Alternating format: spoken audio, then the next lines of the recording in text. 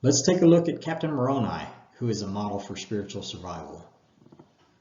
He was first mentioned in Alma chapter 43, verses 16 and 17.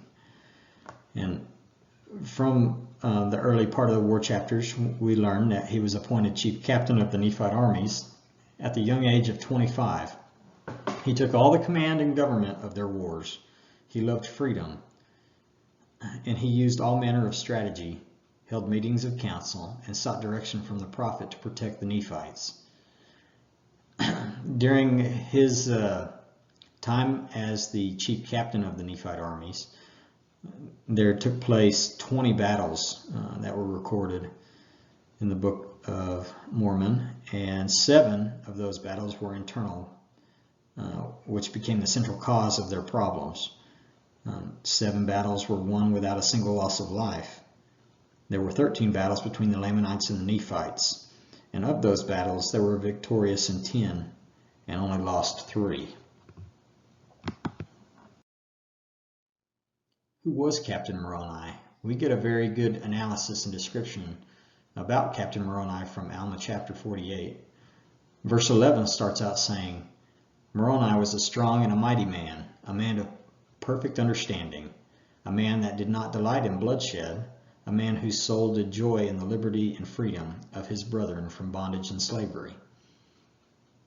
Verse 12 says, he was a man whose heart did swell with thanksgiving to his God for the many privileges and blessings which he bestowed upon his people, a man who did labor exceedingly for the welfare and safety of his people. In verse 13, it says, he was a man who was firm in the faith of Christ. He had sworn with an oath to defend his people, his rights, his country, and his religion, even to the loss of his blood. Alma chapter 48 verse 16 says, it was their faith that God would make it known unto them whither they should go to defend themselves against their enemies, and by so doing the Lord would deliver them. We also find out that Moroni did glory in preserving his people, yea, in keeping the commandments of God, yea, and resisting iniquity. Verse 17 says, if all men had been and were and never would be like unto Moroni, behold, the very powers of hell would have been shaken forever.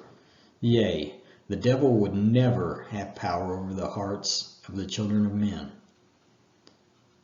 And in the next chapter, Alma chapter 49, verse 11, we see just how powerful Moroni was, that he actually had altered the management of affairs among the Nephites against their enemies, the Lamanites.